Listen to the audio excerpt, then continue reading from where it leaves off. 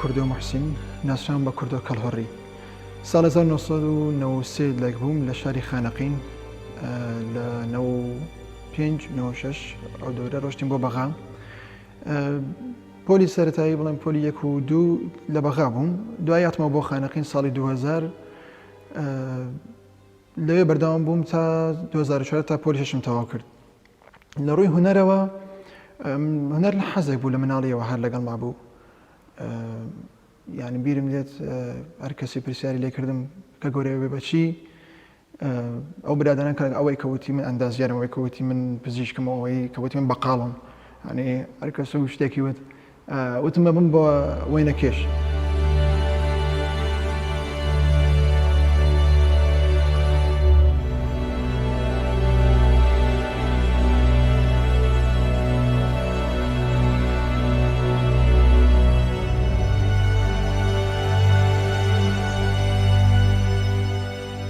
ویستم بڕۆم بۆ هونەرە جوانەکان، پەیمانگە هونەرە جوانەکان لە خانەقین. ئەو کاتە بڵێم باوکم کە لەوێ مامۆستاش بوو خۆی وتی نا لە پۆلی 6ەوە بڕۆ باشترە، یعنی بڕۆی بۆ کۆلێج. بەڵام نەمزانین کە لە 2014 شتێک ڕۆیە ژیان مەگۆڕێ. لە 2014 کە من ینی بۆ خاتری ئەوم پۆلی 6م تەواو کرد بڕۆم بۆ هونەرە جوانەکان. بە فعلی دەستم پێ کردی تر ئەو وێنە سەرەتایانە کە کێشم بێ بە تابلۆکی تەواو. لە 2014 کە هاتم بۆ شاری سلێمانی لە تاقیکردنەوە کە زۆر باش بووم، مامۆستاکە وتیان ئافەرم زۆر باش دەستخۆشیان لەکەمش دڵم خۆش بووتم تەواوی تر. دوای مانگێک تەلەفۆنێکم بۆ هات بەیانیانێک بوو قەت بیرم ناچێت تەپان، وتی ئەلو کوردۆ بەڵێ فڵان من لە سکولی هونەرە جوانەکانەوە تەلەفۆنەکەم تما بەڵێ ئەمیش بە خۆشحاڵی وتم تەواو وەرگیرام. وتی وەڵای داوای لێ بردن نەکەین کە وەرناگیرەی لەبەر ئەوەی کە ئەو کاتە تعلیمات و ڕێنەمایی خوێندنی باڵا ناگونجێ لەگەڵ ئەوەی کە کەسی کە عەرەبی تەواو کردووە پۆلی 6 کە بێت و دراسی کوردی بخوێنێ. گریام لەوە زیاتر وەڵامم نەبوو. باشە سپاس بەجێ مێشت تووشێ سەدمێکی گەورە بووم بەڕاستی، یعنی وتم تەواوی تر من چی بکەم؟ من کابراایکم ناتوانم لە بیرکاریە باش بم لا لەوانەی تر ئەلە مناڵە خەریکی ئەوم. ڕام کرد بۆ بەغا وتم لەوێ بە فریاکەمە بڕۆم بۆ ئەوان عەرەبی وەرەگرن، عەرەبیم تەواو کردووە بڕۆم، هەرچە من کوردم بەس قەینا. ڕۆشتم لێش فریان نەکەوتم کاتەکەی بەسەرچوو بوو، چکە چاوەڕێ ئێرە بووم ئەوە کاتە بەسەرچوو بوو.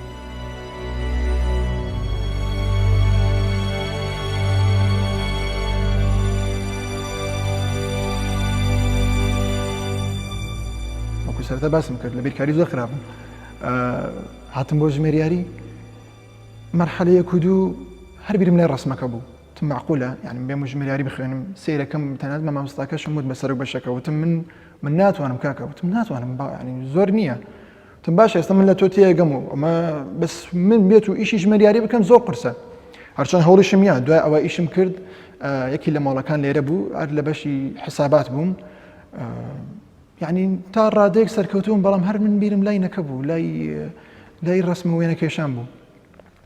لەو ماوەی پێشەوەی ئیش بکەم لە حسابات ئیشێکی ترم کرد سکیوریتی بوو. زۆر مهم بۆ ئیشە بۆ من، بۆ چووکە کاتێکی زۆرم هەبوو بە تەنیا دانیشتم لەگەڵ خۆمە. ینی کاتەکەم لە 5 ئێوارە بوو تا 6 بەیانی ئەو کاتەم هەبوو. بەیانێکەش چیم کرد، بەیانێکەش ڕۆشتم لە ناو بازار دانیشتم ڕسمی خەڵکمە کێشە. ئەم مەسرفێکە بۆ خۆم، ئەم ڕاهێنانێکە بۆ ئەو ماوەیە.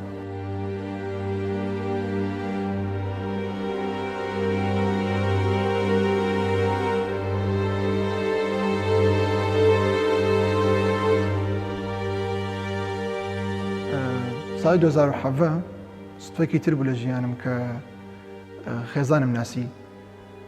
سوتفە بوو لە بەغا ئیمان هەبوو بڵێن هان کۆبوونەوەی هونەرمەندان بوو لەوێ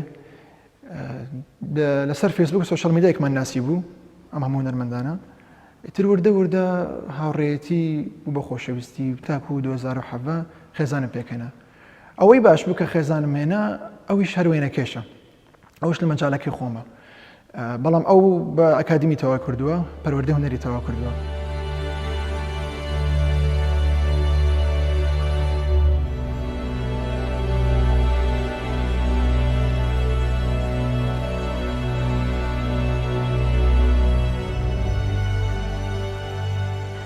سنة 2015 بعد 2014 تقريبا تخرجت أنا 2015.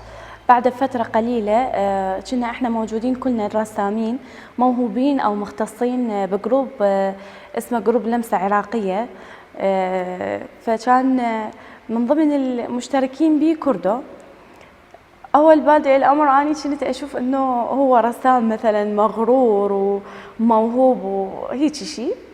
بعدها صار اكو فد تعارف بسيط يعني من خلال هذا الجروب، وصار اكو حديث بيناتنا الى ان صار فد اجتماع لجروب لمسة ببغداد، والتقينا هناك وتعرفنا واحد على الثاني.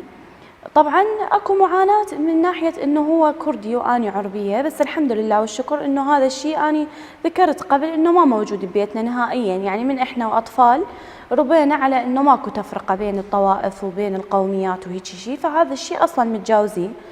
يبقى انه البعد والمسافة هذا شوية الشيء اللي كنت اعاني من عنده فقط من ناحيتي او من ناحية اهلي. الحمد لله بعد يعني تعرفت عليه، صار اكو التوافق وانخطبنا الحمد لله. من يعني تزوجت من كردو، صار هو طبعا شغله فحم اكثر، صار عندي حب والمام بهذا الشيء، وشويه شويه هو ساعدني وتطورت وهوايه تطورت الحمد لله. يعني حتى اكو فرق اشوف بين خطوطي بين ما تعرفنا الى الوقت الحالي، يعني حتى خطوطي اختلفت. يبقى من حيث تأثير كردستان على شغلي، المنطقة اللي أنا سكنت بها السليمانية، أشوف أكو صار نظافة أكثر بالشغل واعتناء أكثر، تطور أكثر. ليش؟ الهدوء، الاستقرار، الخضار، البيئة اللي أنت ساكن بها إلها تأثير ينعكس على نفسيتك، على خطوطك اللي أنت تكونها. فالحمد لله والشكر تطورت، وأأمل أنه أني أتطور بعد أكثر وأكثر.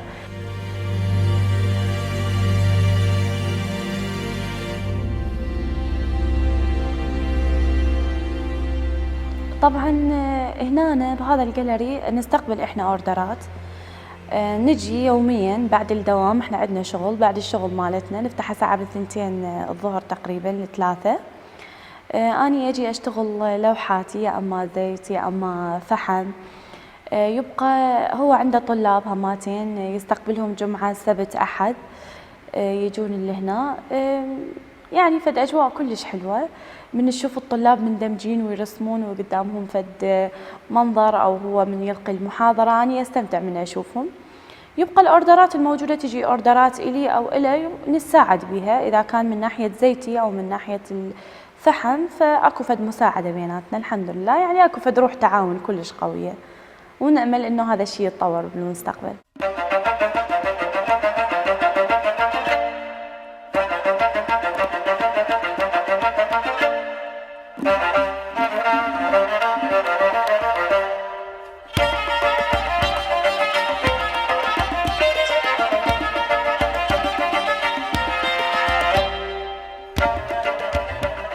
بەیەکەوە فکرەکەمان ئەوە بوو ئەم گەلەریە دانین.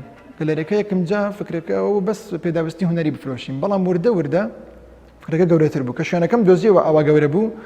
وتم با چەند شتێک ناو یەک بێ، یعنی پێداویستی هونەری، قاوەخانەی تیا بێ، لەگەڵ ئەوەش هەر دەورانە کە جاران کردمانەوە لە شوێنی تر هەر لێرە بکرێتەوە بۆی خەڵک زیاتر سوود وەرگرێ. ئەوەی ببێ بە ناوەندێکی ڕۆشنبیری بۆ هونەرمەندان، بۆ یەکتر ناسین، بۆ ئەو بەتایبەت ئەوانەی کە نائەکادیمین، یعنی زیاتر من ئەمانجم ئەوانە.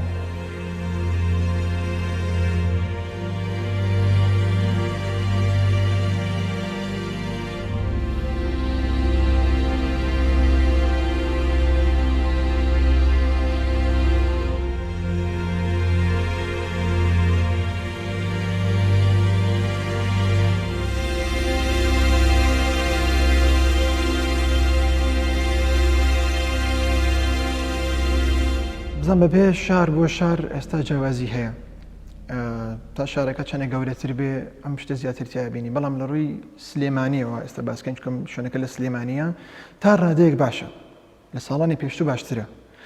بەس یەک خاڵ ماوە، ئەوەش نرخەکەیە. نرخەکەی هونەرمەندەکە بەدەستخۆیەتی چۆن قەدری ئەمە بەرز بکاتەوە لای خەڵک.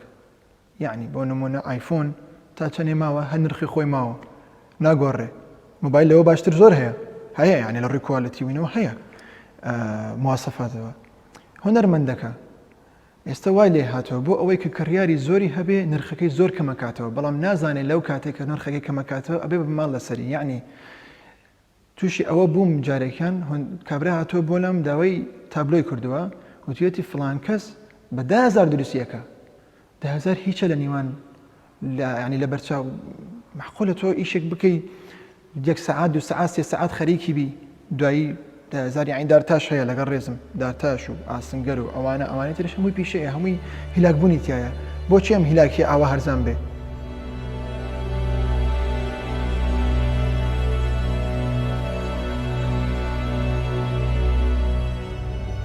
ئەو ستارێکی هەڵبژاردوومە خۆی یەکەم جا بە خامەی فەحم بزان سوتفە زۆر دەوری هەیە لە ژیانی هونەرمەند چووکە تەڵەبەی داخلی بووم ئەو کاتە سەرەتا مەجبور بووم ئیشی زەیت و ئەوانە کەم بکەم بۆ چووکەن زەیت نەوتی هەیە و یەک تۆز بۆنی هەیە ینی بۆ ئەو شوێنانە کە من ژیام تایە نەگونجا بوو چیم کرد ئیشی فەحم زیاتر کرد فەحمەکە زۆرینی نییە نەبوونی ئەوانە عەزەتی دەوروبەرم نییە فوردە هەر لە فەحمەکە بەردەوام بووم بەڕاستی خۆم دۆزیەوە لەم ستایلی ریالیزم واقعی ستایلی واقعی ئەتوانم بڵێم نزیکترین ستایلە بۆ خەڵک یعنی هەر کەسێک ئێستا بێ کە لە هونەر تێ بگا یان تێنەگا یان کابرا سەلیقەتی هونەریە بێ یان نەبێ ستایلی ریالیزم پێ جوانە ئەگەر هیچ نەزانێ ئەڵێ جوانە لە ڕاستیە چێ من فکرەکەم ئەوە بوو کە هەموو چینەکان هەموو ئاستەکان لی تێ بگەن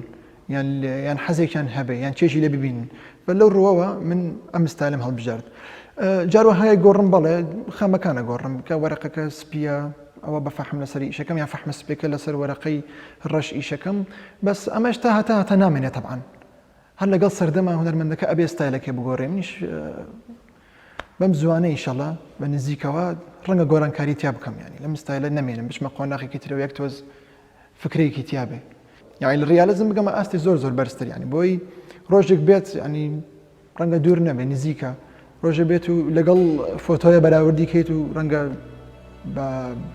بە زەحمەت فەرقەکە بدۆزیتەوە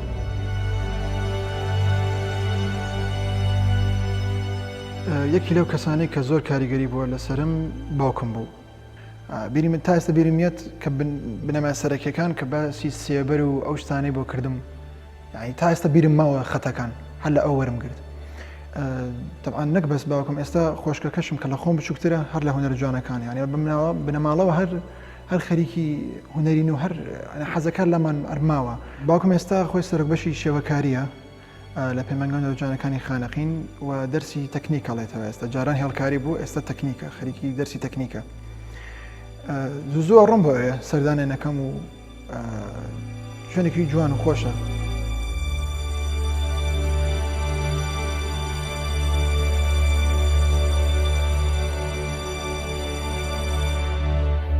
بەڕاستی دوای 16 ئۆکتۆبەر ناتوانم سەیری خانەقین کەمەکو جاران یعنی دوای 16 ئۆکتۆبەر ئەو کاتەی جاران کە من ڕۆشتم بۆ خانەقین تا شەو لەگەڵ برادران ڕۆشتین یعنی معقول نییە ئێستم بڕۆمەوە ڕێک تەلەفۆنم بۆ بکەن لە سەعات 9 وەرەوە وەزعەکە باش نییە ینی بەداخەوە وەکو جاران نییە کە بڕۆم یەک ڕۆژ دوو ڕۆژ ئەوەش یعنی بڵێن چەند کەسێکە بینم ئەوانەی کە زۆر برادر من و یەمەوە بۆی کەس بەس باوکو دایکم ئەوانە ببینم لەوە زیاتر نامێنم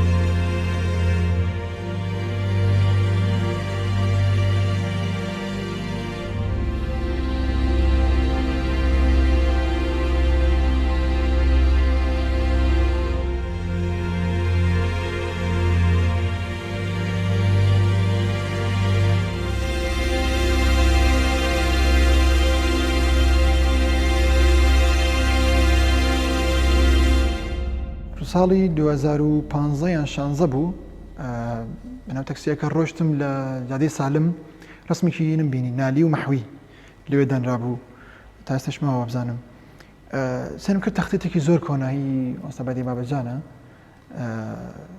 فکرەکەم بۆ هات ئەو کاتە کە ئەم ڕسمە تازەکەمەوە یعنی کە سێرەکەم لەسەر کتێب و ئەمانە بەڵێ هەنێک کەسێ ڕسمەکانیان کێشاوە دووبارەی کرۆتەوە بە شێوەکی خەیاڵی بەڵام هێشتا ئەوینەی نییە ئەو تامەی نییە بڵێ ئەوە ئەحساسی پێ بکەی زۆر نییە واقعی نییە زۆر ریالیزم نییە ئیتر فکرەکە لەوەم بۆ هات ئەم ڕسمە کۆنە دووبارەی کەمەوە و سەیری نەکان بکەم چیرۆک و لە کتێب کە نووسراوە وەسفیان چۆنە بە ئەو کابرا دەموچاوی چۆن بۆ ئین بۆ نالی محەممەد بزانم شتیوایان هەیە بە هەمانگە لەگەڵ مامۆستای زانکۆکان ئەوەی کە ئینی کوردۆلۆژین فکرەکەم بۆ تازەیان کەمەوە بە نالی محەممەد دەسم پێ کرد بەڵام دوای سێرەکەم ئەوانەی کە لە دوای ئەوانش نزیکن هەر ڕسمەکانیان کۆنا ینی هەر هێشتا نەکانیان وێرانە ڕسمەکە کە بە دوای ڕسمێک بگەڕی بۆ بوونە حەسەن زیرەک ینی نزیکترین کەسە لە ئێستا سێرەکە هەر ڕسمەکانیش هەر کۆنا هەر ئەو وێنەی نییە ئەو جوانیە نییە کە من ئێستا من تابلۆ بکێشم بە دوای ڕسمی کوالیتی بە قووەتە گەڕێم نەمدۆزیەوە تر وردە ئەمە هەر بۆ خۆم باشە کە تەجروبەیەکی تازەیە کە من بتوانم لە سفرەوە کەسێک دروستکەم لە باتی ئەوەی کە فۆتۆیەک دانێم وەکو خۆی دروستیکەم دوو باسی ئەوەم کرد کە بگەمە ئاستێک هەم خەڵکی فکرە ئەوانەی کە پێویستیان بە مەدرسێکی تازەیە یان پێویستیان بە فکرەیەکە ناو تابلۆکە و ریالیزم هەردووکی تێکەڵکەم فکرەکە لەوەیە ئەوە تازە ئەکەمەوە لەگەڵ ئیسافەی چەند شتێکی تازە یعنی بۆ نمونە مححوی جاران لەسەرچی نووسینەکەیان نونەکانیان کتێب بوو ئێستا چییە ئەگەر لەم زمانە بوونایە حەسەنی زیرەک ئێستا چۆنە ناو ستودیۆگە گورانی بڵێ فلان نەمەوێمیان باسکەم بە زۆر نەیە ئەمانم کۆ کردەوە ئەم ڕسمانە ئێستا بە کوالیتی زۆر دەستم نەکەوتوە هەنێکیان دەستکەوتوە هەنێکیان نا بۆ نمونە خوددا عەلی مامۆستای مەقام لە خانەقین ڕسمەکەم دەستکەوت لە کوڕەرزاکەی ئەو ڕسمە تاکە ڕسمم دەستکەوتەوە تا ئێستا ڕەنگە بڕۆم بۆ لای ئەو ئەنانە فۆتۆگرافەران کە لێرن بزان دەستمانەکەوێ ئیشێکی ئەوێ بڵێ دوو مانگ سێ مانگی تر ئاوا مەگەر دەست پێ بکەین بۆ پێشەنگاکە بەڵام هێشتا ئێستا لەسەری بەردەوام ینی کۆکردنەوەی داتا لەسەریان